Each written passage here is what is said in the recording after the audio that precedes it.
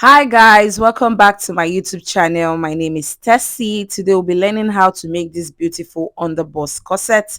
Please, if you've not subscribed to my channel, please do so and let's get right into it. So I folded my pattern paper into two and I'll be taking my measurement. So the measurement is starting from the bust point line. So I placed my tape and as you can see, I have my bust point line. And from that line, I chalked my under bust, my waist, and my top length. After doing that, go ahead to connect the lines. Then I indicated my bust point, my under bust, my waist, and my top length. My nipple to nipple measurement divided by 2 will give me 4 inches. So I went ahead to chalk my 4.5. I added half an inch to it. So I chalked 4.5 and connected the lines straight down to the top length. Now on the under bust area, I'm going to be taking half an inch on both sides for my dart. So I took half an inch on both sides and I'm going to connect it to the top length. Now on the starting point on that bust point area, I'm going to come in by half an inch. So you come in by half an inch and connect it straight to the under bust line. Now what I'll be doing is I'm going to be curving from that bust point line to the under bust line. I'll be using my curve ruler. Just watch what I'm doing. So now the distance between the bust point and the under bust is 4 inches, as you can see. So I'm adding half an inch to it. So I'm going to chalk 4.5 inches on that bust point area.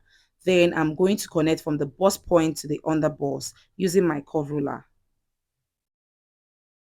After doing that, I'm just going to blend that cup area together just like this. So now I'll go ahead to place my measurement. So my bust measurement divided by 4. I'm not adding allowance to it. On the waistline, I'll take my waist measurement divided by 4 as well. Now I'll place back the dart I took. I took 1 inch dart. I just placed it back. Then I'm going to connect my lines together. So what I'll be doing is on that waistline, I'm going to slant it straight down to the top length. So I just used my ruler to slant it straight down and I'm going to cut out my front pattern. And before cutting out the cup area, I'm going to use the front to cut the back.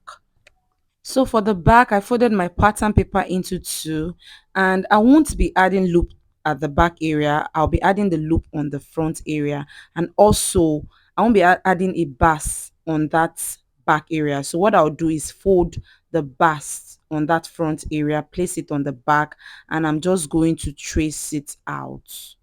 So I went ahead to just trace it out. After doing that, I made my lines visible.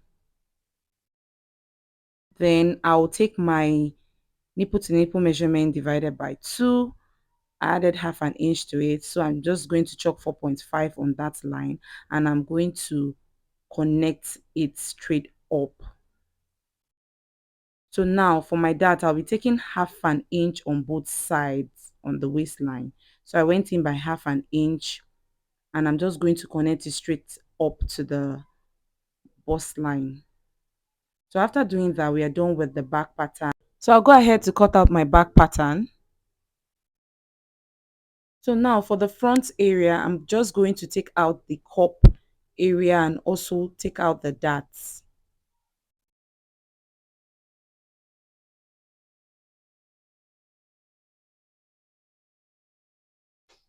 So after doing that, you know the loop is going to be on that center front. So I'm just going to open it up. So guys, this is what I have for the front pattern and also the back pattern. So I'll go ahead now to cut out my fabric. So after cutting my fabric, this is what I have. I added allowance on all the sides. I added stay to both the main fabric and the lining, as you can see. And I have 4 pieces for each of the pattern. Also for the back, I have 4 pieces and I added my paper stay to it. So now what I'll be doing is taking out the back area and we'll be working on the front part. So now we'll be working on the main pattern. That's the main fabric. So I'll just take out the lining, and what I'll be doing now is I'm going to place the side on the center front and stitch half an inch. Also do the same for this other side. I'm going to stitch half an inch and do the same thing for the lining as well. So after doing that, I've ironed, and this is what the main fabric and also the lining looks like. So I'll be attaching my boning to it. So now you determine where you want your boning to be. So go ahead to chalk out the areas you want to attach your boning. So I went ahead to chalk out some areas that I want my boning to be. What I'll do is just place my bias on those lines, and I'm just going to cut out where I want the bias to stop and do the same thing for all the sides. After doing that, I'll open it up and stitch. So I've attached my boning to it and I've ironed that part. So what I'll be doing next is joining my main fabric and my lining together. So I placed my lining on my main fabric just as you see me do, and what I'll be doing next is I'm going to stitch on the side and the cup area as well. So after stitching, this is what I have. I've gone ahead to iron my fabric. So for the back area, what I'll just do is I'm going to attach my bias and place my boning. So after doing all of that, as you can see, this is how my boning turned out to be. So now I'm going to place my lining on the main fabric, and I'm going to stitch on that front part. So after stitching, this is what I have. I just had to shape the back area a bit. So now what I'll be doing is working on the front pattern. So I want my loop to start from this point. So from that point, I'm just going to chalk 1 inch apart. So I just chalked 1 inch apart. So after doing that, I'm going to do the same thing for the other parts. So I'm just going to chalk, and make sure where you're chalking, they are both on the same lines. So what I'll do next is I'm just going to open up those areas I chalked. So go ahead to open up all the areas you chalked. Please make sure when you're opening up these areas, do not open it very big. I might probably drop a detailed tutorial on how to use your eyelet machine. And what I'm doing next is just placing the ring and the cover, and I'm just going to press the machine on the fabric. So after doing that, I'm going to do the same thing for the other parts.